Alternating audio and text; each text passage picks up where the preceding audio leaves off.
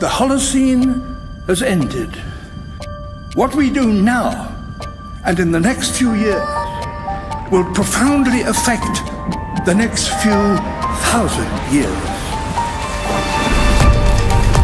The only conditions modern humans have ever known so far are changing, and changing fast.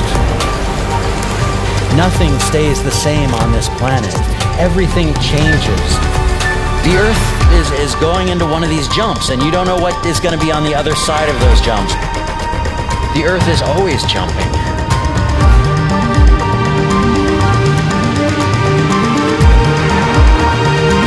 Things move on this planet.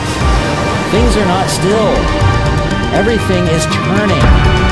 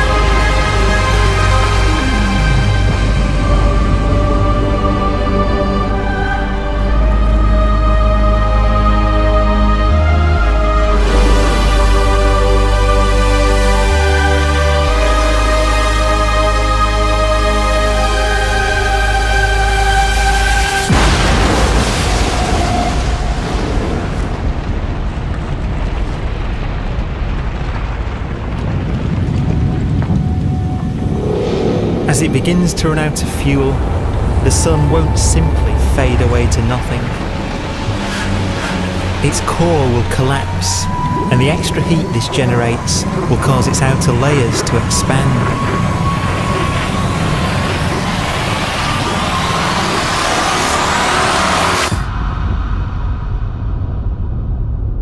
The sun is now dead. Its remains slowly cooling in the freezing temperatures of deep space.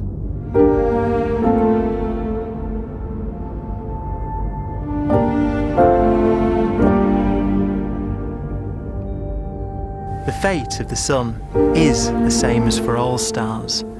One day they must all eventually die, and the cosmos will be plunged into eternal night. All stars eventually will run out of fuel. The temperature of the universe drops. The stars, one by one, in the night sky, will turn off. And there'll be no more new stars created. And so that the universe will end not with a bang, but with a whimper. And not in fire, but in ice.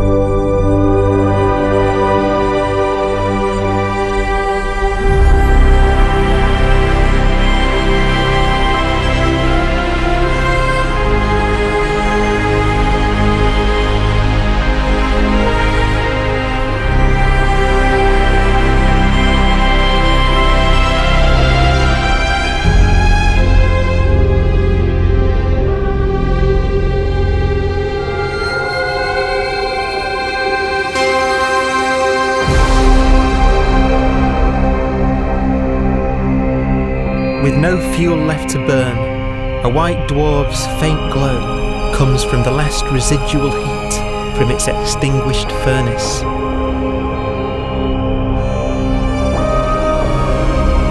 Looking at it from where the Earth is now, it would only generate the same amount of light as the full moon on a clear night.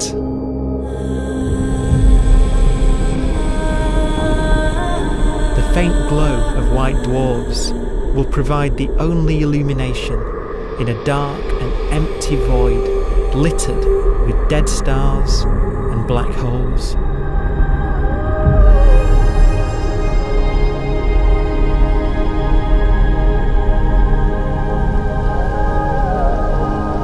ways, it's kind of a ghost universe. It's the corpses, the zombie stars, that will take us into the future.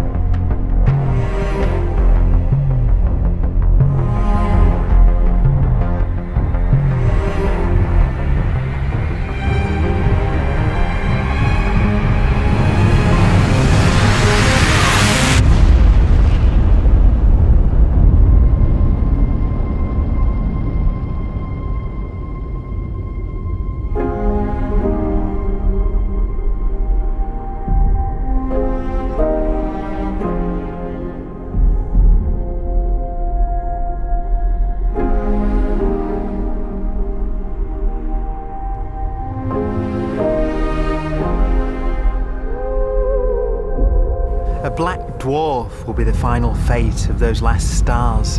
White dwarfs that have become so cold that they barely emit any more heat or light. Black dwarfs are dark, dense, decaying balls of degenerate matter, little more than the ashes of stars. Their constituent atoms are so severely crushed that black dwarfs are 1,000,000 times denser than our sun.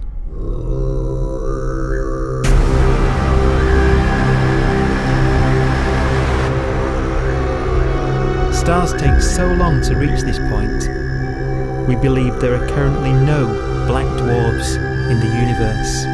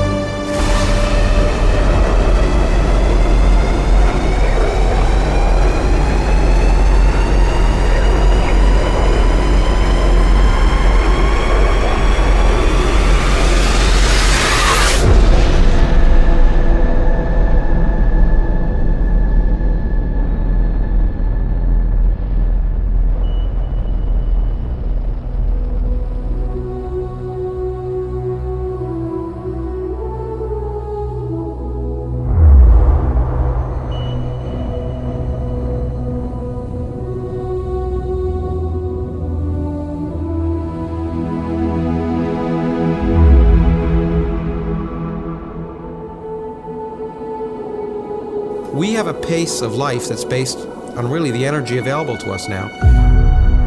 You could imagine living conscious systems which have a very different pace and therefore can extend out at least a lot farther than you'd imagine otherwise. You could have a living system where if it had a thought every 10 trillion years, that would seem normal. Even if our life dies out, one could imagine at some time arbitrarily far in the future, a fluctuation occurs which allows intelligent life to exist again for a little while. So you might have islands in time of intelligence.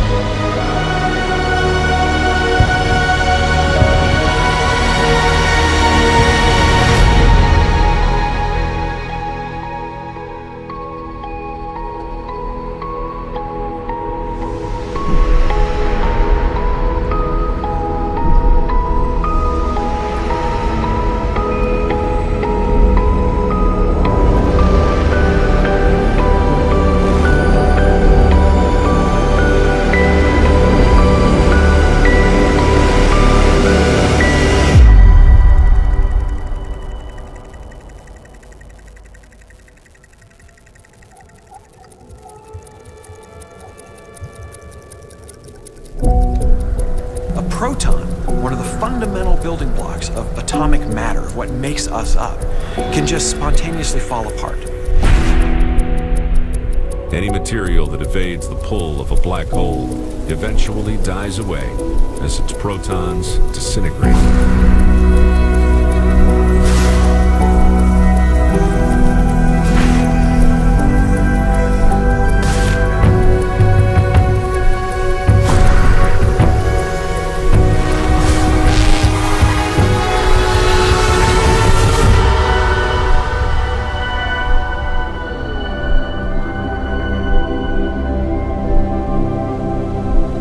The matter inside black dwarfs, the last matter in the universe, will eventually evaporate away and be carried off into the void as radiation, leaving absolutely nothing behind.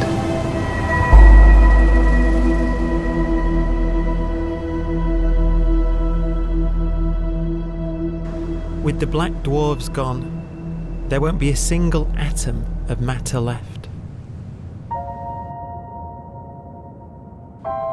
All that will remain of our once rich cosmos will be particles of light and black holes.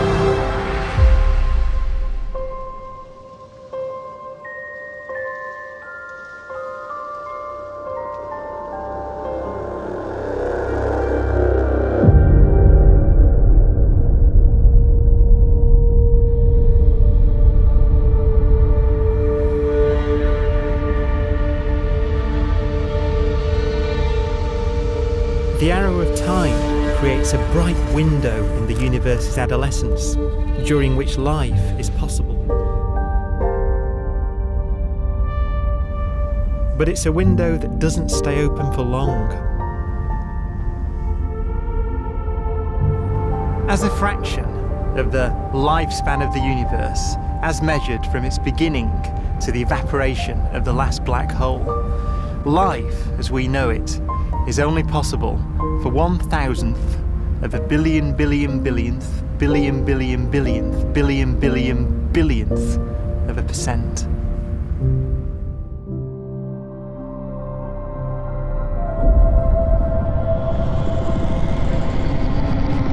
Black holes become the fundamental building block of the universe. A galaxy will basically be a supermassive black hole in a center with smaller black holes orbiting it. Zombie galaxies filled with black holes continue to evolve. They'll eat each other and they'll get bigger, and maybe they'll fall into the supermassive black hole and it'll get bigger. The universe will still be an exciting, dynamic place. It's just that the timescales you're talking about are now trillions of years instead of thousands or millions of years.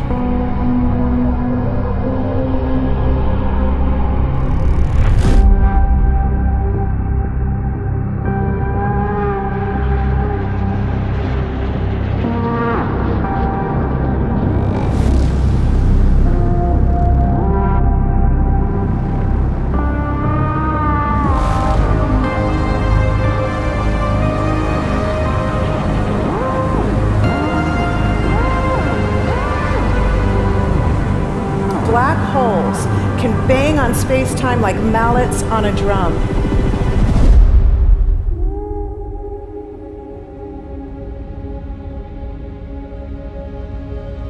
And they have a very characteristic song.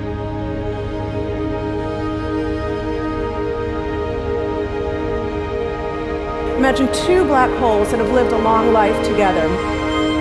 At the end of their lives, they're going around each other, crossing thousands of kilometers in a fraction of a second. As they do so, they leave behind in their wake a ringing of space, an actual wave on space-time.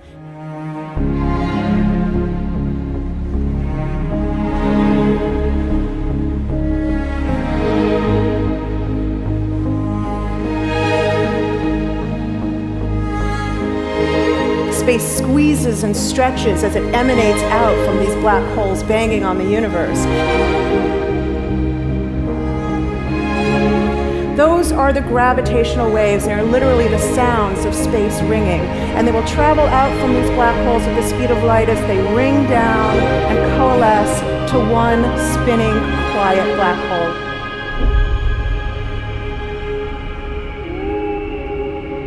If you were standing near enough, your ear would resonate with the squeezing and stretching of space. You would literally hear the sound.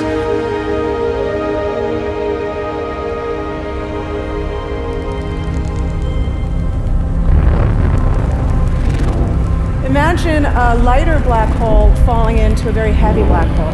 The sound you're hearing is a light black hole banging on space each time it gets close.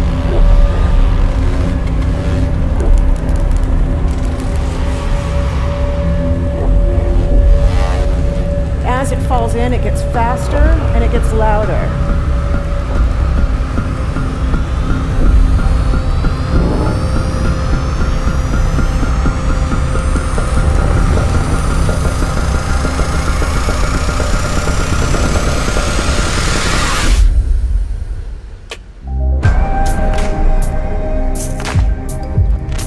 Scientists used to think black holes were immortal, but even these will one day die. Now we're talking about timescales of unimaginable length, quadrillions of years into the future. On that timescale, even the black holes begin to evaporate.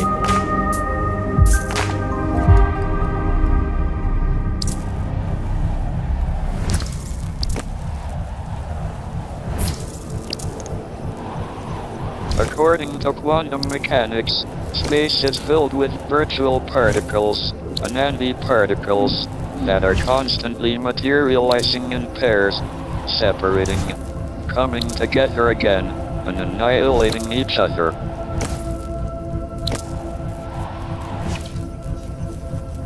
In the presence of a black hole, one member of a pair of virtual particles may fall into the hole, leaving the other member without a partner with which to annihilate. The forsaken particle appears to be radiation emitted by the black hole. And so, black holes are not eternal. They evaporate away at an increasing rate until they vanish in a gigantic explosion.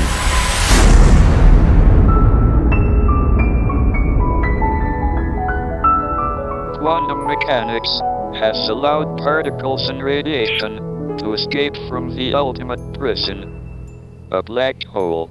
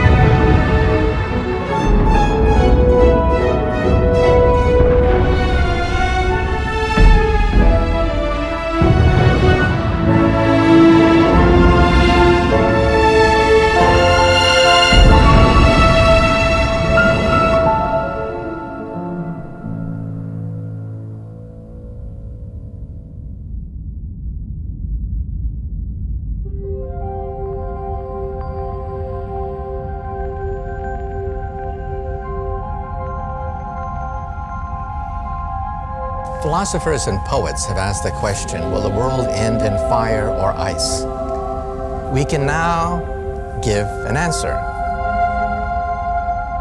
The latest evidence shows that the universe is not slowing down, but it's speeding up out of control. And the universe, we think, will die in ice. Trillions upon trillions of years from now.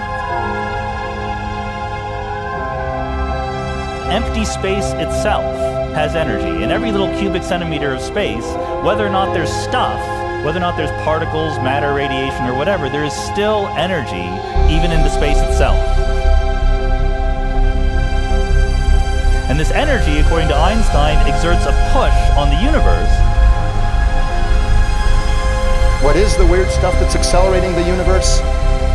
We call it dark energy. And this stuff is the dominant stuff of the universe. Almost 3/4 of the matter-energy content of the universe is this dark energy. And we don't know what it is. Dark energy, unlike matter or radiation, does not dilute away as the universe expands. This has crucial implications for what the universe is going to do in the future. So what will be the future of the universe? Well, if the dark energy remains dominant and repulsive, the universe will expand forever.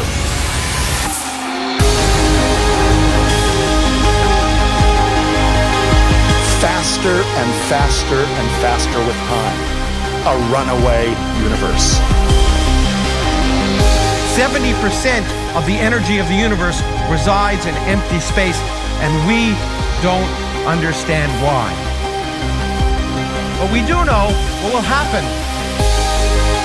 If that energy continues to be there, the universe will become cold and dark and empty.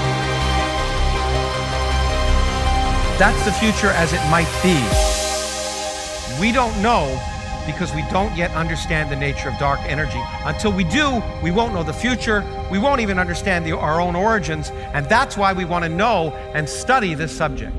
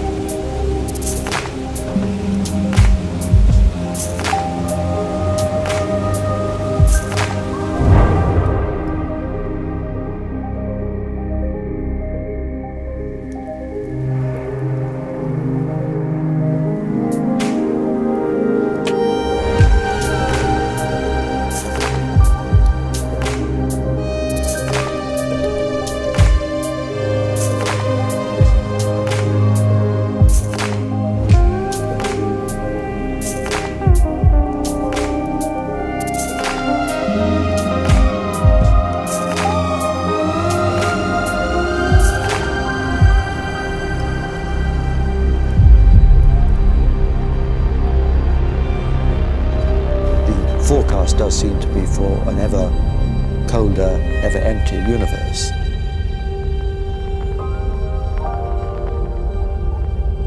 But then, of course, we have to ask, could that end lead to a new beginning? And there are ideas whereby what actually is the end of our universe could in some sense be linked to the beginning of a new one.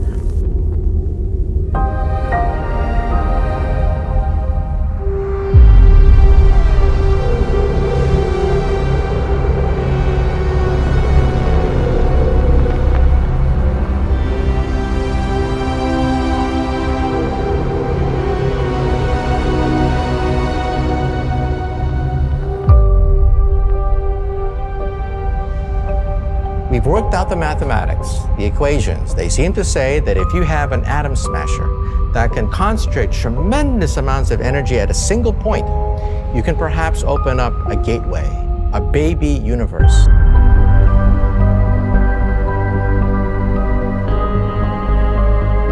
Facing the death of everything there is, this perhaps is their only possibility of escape. And this also raises a very intriguing possibility, sheer speculation of course, that perhaps any universe that has intelligent life in it will create baby universes, will create lifeboats, and proliferate child universes. So an evolution may take among universes in the multiverse. Survival of the fittest may take place. So those universes which do not have intelligent life are infertile. They have no children. But those universes that have mild temperatures, stars like us, would create civilizations that could open up child universes, and they would then proliferate.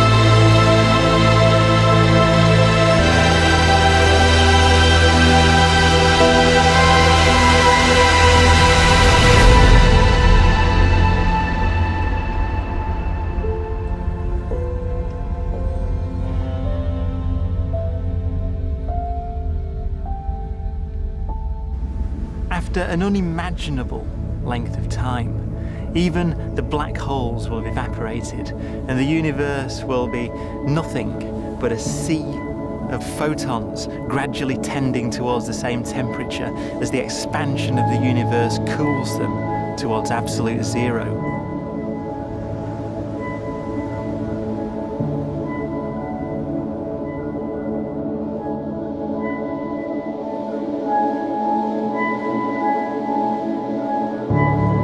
Once the very last remnants of the very last stars have finally decayed away to nothing, and everything reaches the same temperature, the story of the universe finally comes to an end.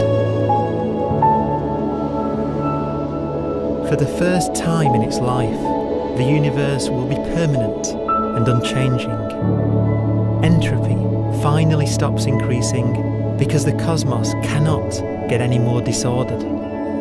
Nothing happens, and it keeps not happening forever.